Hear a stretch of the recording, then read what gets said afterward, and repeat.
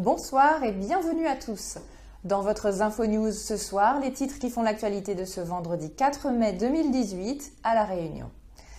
À la une, Marie Ridaye Mdala a été transférée au palais de justice de Saint-Denis peu avant 14 h, après une garde à vue de moins de 24 heures. Le Sainte-Marien, a priori en état de démence, a été déféré dans le cadre du meurtre survenu dans la nuit de mercredi à jeudi à la Convenance.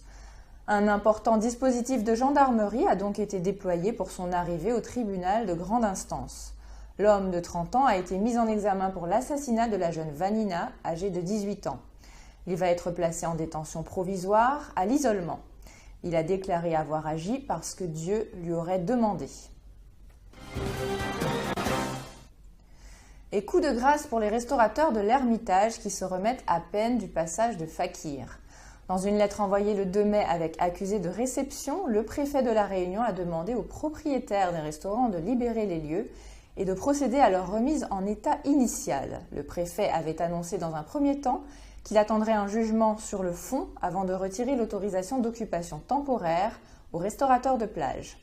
Quelques éléments d'explication au micro de Laurence Gilibert. Ce que je souhaiterais, c'est qu'on puisse éviter les amalgames.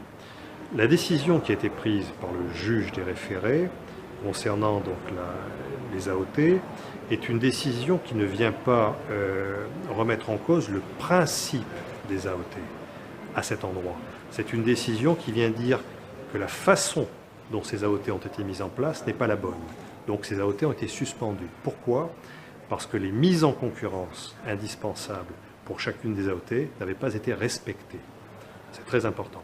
Ma décision, elle ne se fonde pas sur cette décision. Elle n'a rien à voir avec cette décision du juge des référés, qui d'ailleurs sera suivie d'une décision du juge sur le fond dans les semaines ou les mois à venir.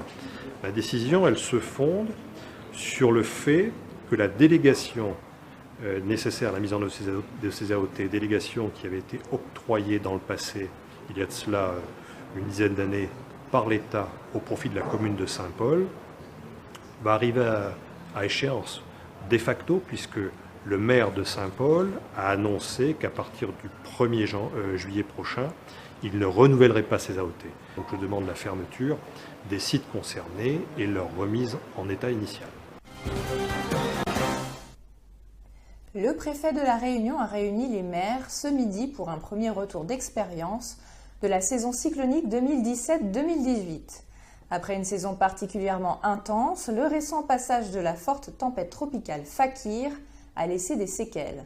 Avec la mort de 2 jeunes ensevelis sous une coulée de boue à l'étang salé et des dégâts irrémédiables sur l'agriculture réunionnaise, la ministre des Outre-mer a choisi d'entamer une action entourée de la Direction générale de la sécurité civile et de gestion des crises, Météo France et le préfet de La Réunion.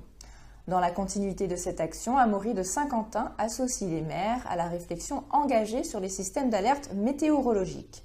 Retour en images avec Laurence Gilibert. Non, il ne s'agit pas de faire une course, au contraire, il s'agit au contraire de prendre le temps, parce qu'il est urgent aujourd'hui de converger sur les réflexions, de converger sur les actions à mettre en œuvre pour éviter les événements dramatiques qu'on a vécus ces derniers jours. Et je pense que La Réunion est habituée à accueillir des cyclones, même si les fréquences évoluent. Mais la puissance des cyclones aujourd'hui et la vitesse d'arrivée de ces cyclones aujourd'hui peut surprendre. Et je pense que dans nos politiques d'aménagement, dans nos politiques d'anticipation, notamment sur notre gabarit à évacuer les eaux pluviales aujourd'hui nécessite des interventions urgentes. Dans notre capacité à aménager en milieu tropical aujourd'hui, on doit réfléchir différemment et c'est ce que j'ai proposé dans l'élaboration de ce plan.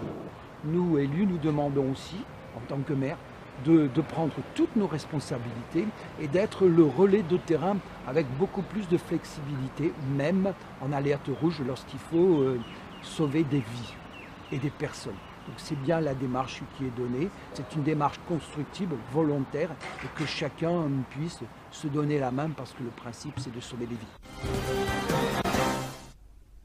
Direction La Possession où la municipalité a choisi de confier la gestion de son service public d'eau potable à une société d'économie mixte à opération unique au 1er mai 2018. La société Renéo a été retenue pour devenir l'opérateur économique partenaire de la collectivité au sein de la nouvelle société eau de la possession. Cette décision intervient dans une démarche d'optimisation des performances et de la durabilité du service de l'eau sur le territoire. Plus de précisions avec Gilles Hubert, premier adjoint à la mairie de la Possession, une interview de Ludovic Grondin. La gestion de ce bien public qu'est l'eau et qui devient rare aujourd'hui, méritait un effort particulier au niveau de la municipalité d'anticipation, parce que nous sommes une ville très dynamique avec un taux de croissance avoisinant voire même dépassant les 3,5% par an, et il était indispensable que d'assurer la bonne distribution de l'eau, une distribution fiabilisée et aussi une distribution de qualité. Donc des investissements plus que conséquents. Je rappelle qu'il y a quand même une enveloppe de plus de 20 millions d'euros consacrée à l'eau sur cette mandature. Et donc nous avons souhaité que cette gestion soit une gestion partagée entre le public et le privé. Le public, donc la ville de la Possession, et le privé. Et pour finir, des nouvelles du volcan. L'éruption débutée le 27 avril 2018 à 23h50 se poursuit. L'intensité du trémor volcanique est toujours relativement stable. Les reconnaissances sur le terrain effectuées hier et aujourd'hui font état d'une activité principalement focalisée sur les vents centrales avec un cône désormais entièrement fermé, d'où s'échappent des projections de lave. L'activité en tunnel est désormais bien développée et des percées fréquentes dans le toit de ces tunnels de lave laissent s'échapper de nombreux bras de coulée. Une très légère déflation est toujours enregistrée sur les capteurs de déformation de l'OVPF. Votre journal s'achève ainsi. Excellente soirée et très bon week-end à tous. À lundi pour une nouvelle édition.